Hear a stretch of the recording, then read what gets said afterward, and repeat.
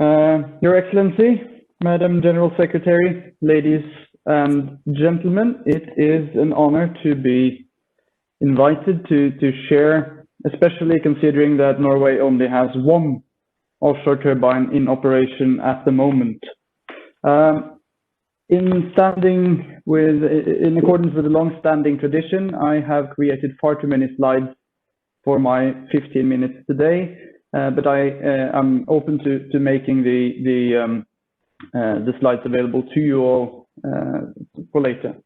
I also appreciate the message from Mr. Ladakokos about engaging all players before you finish the work on the regulatory framework. That has been a particular problem in the Norwegian process, that the workings of the Ministry of Energy has been closed off, in a sense, to the developers, and that has created some tension between us as the industry and the regulator. So I really appreciate the focus on dialogue in that sense.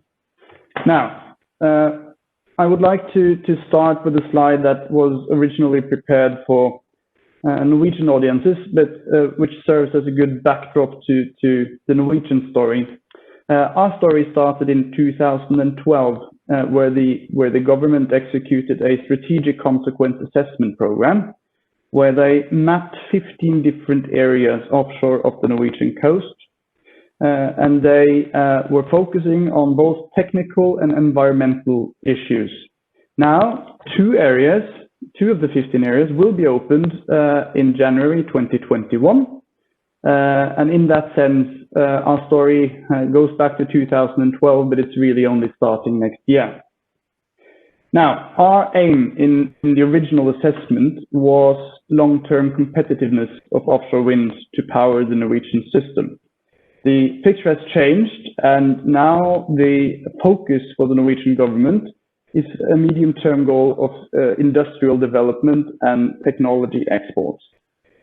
So the picture on the left is a reimagination of the Norwegian folklore story, in which the hero is trying to find a princess in a castle that he can just barely glimpse in the horizon, and that's sort of the feeling that we in the industry have had about Norwegian offshore wind for the last 10 years. On the right, you will see a fact sheet that was issued by authorities last year, and it states that the depths and complicated bottom conditions in Norway make Norwegian offshore wind more expensive than in the rest of Europe. And what is interesting about that fact sheet is not whether it's factually correct or not, but it does describe sort of the feeling that Norwegian authorities seems to have, or at least have seemed to have, towards offshore wind. It is expensive and it's difficult, and we don't know exactly what to do about the power. Now, I will skip through this and go straight to the questions that were raised about the system. Now, the difference between Greece and Norway is that Greece is motivated by access to renewable power, and Norway, of course, is motivated by the outlook to export technology. But in both cases, the motivation is to maximize the social economic utility of the power plant. So in both cases, the authorities are incentivized to create a system that gives the greatest chance of the power plant being built when the license is being given. And what we suggested earlier was to create a system that we know from offshore oil and gas exploration. And that system specifically sets out that once a license is given, there is some echo, so I think someone needs to mute the microphone. That once the license is given, the operator or the applicant will sit down with the ministry and create a detailed working plan, including how the grid connection is going to be built. And then the license holder, on the basis of the plan that the ministry has proposed, could either accept to work along those plans or could reject the license. And the idea then was that you could, for example, apply for a project with a scope to export, for example, energy to Denmark in our sense. And then you would be able to keep that license for as long as Denmark needed to provide the connection. In the current system in Norway, you apply for a license, you then have 2 years to finalize a consequence assessment program. And once that is approved, you have 3 years to build your power plant. So in a sense, there is no opportunity to wait for markets to open in the current Norwegian system. So let's get into how the system looks. In Norway, as I said, we have opened areas or will be opening areas based on a consequence assessment program that the authorities have made. And under the system, a developer sends in a project announcement that's freely translated from Norwegian. And he sends that into the regulating authority, which in the case of Norway is the Ministry of Energy and Petroleum and Energy. And after the ministry has received the project announcement, there is no timeline for how long they can take to review the announcement. That also means that at a later stage, another developer could send in a project announcement in the same area.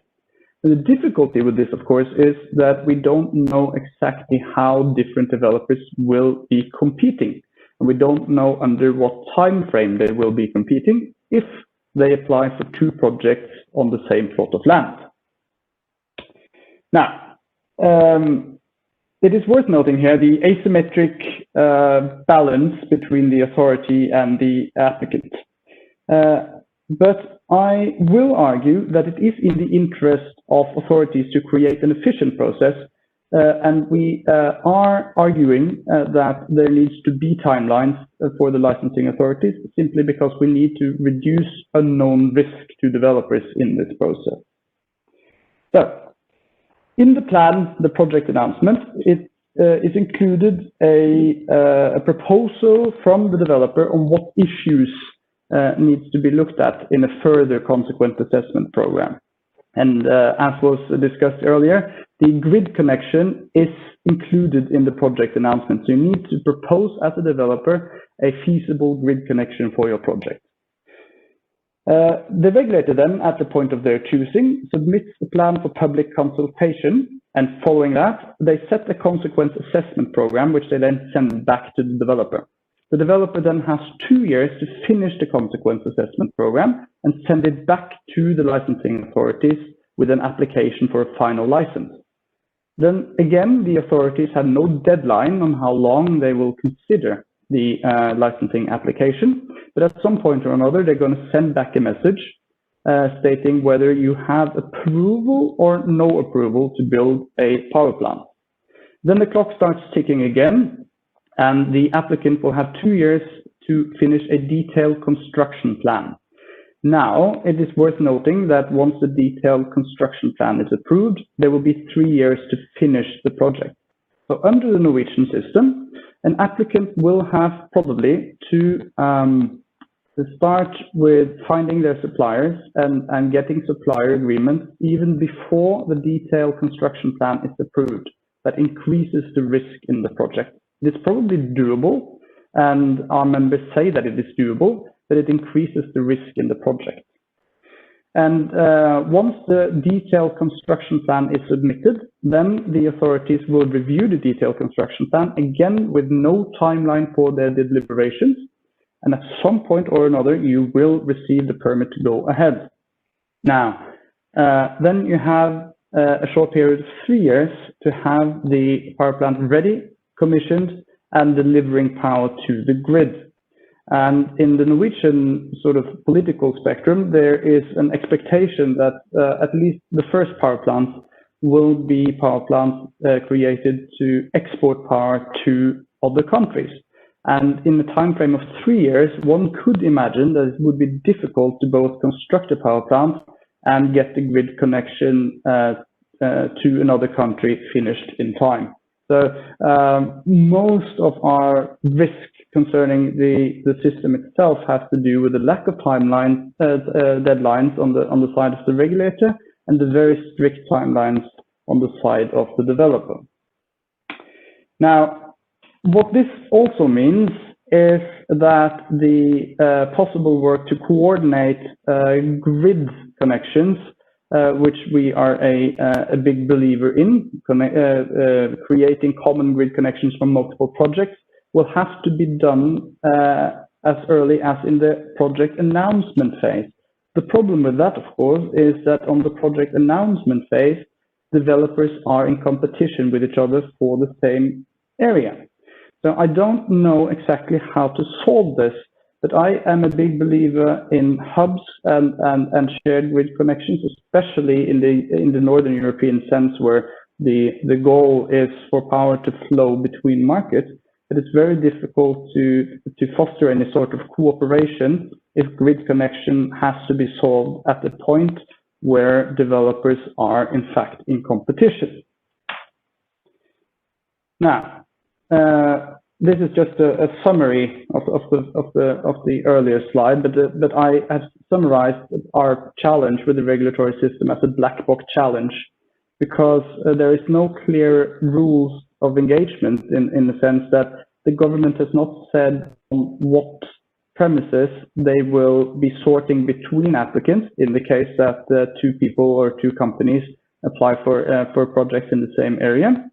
There is no strict timeline for the authorities, which creates insecurities for the developers, and it is difficult to see on what grounds the authorities may make changes to projects after the plans have been submitted. And what this means is not necessarily that we need to change the system. It just means that under the system that has been chosen in Norway, there is a very clear message from the industry that if you are going to choose this type of system, which we have done, that places a great responsibility on both the industry and the authorities for continued dialogue through the whole process of application. So it's basically a system that is built on trust, and it may work in a country like Norway, and it may work in a country like Greece, but you will have to reflect on whether you can, in the political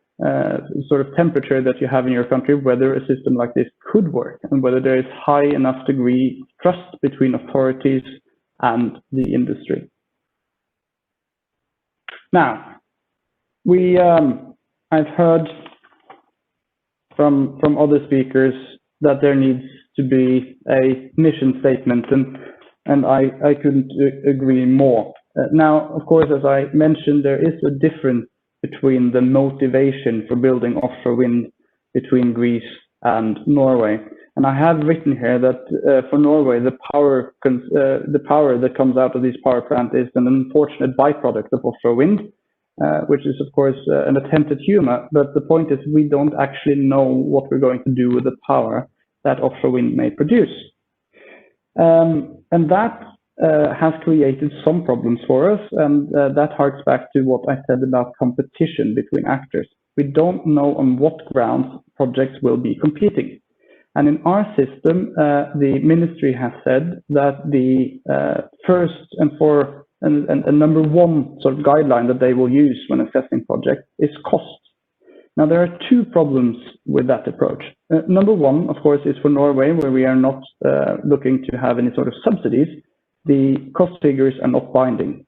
So in essence, you create a system where people could, what should I say, tweak the truth a little bit in order to get the license. And if they were not to meet the cost that they have projected, it wouldn't matter. The other problem that I think is far more important is that if you have to submit a detailed cost assessment at the time of your project announcement, that means that you're locking into the technology of today.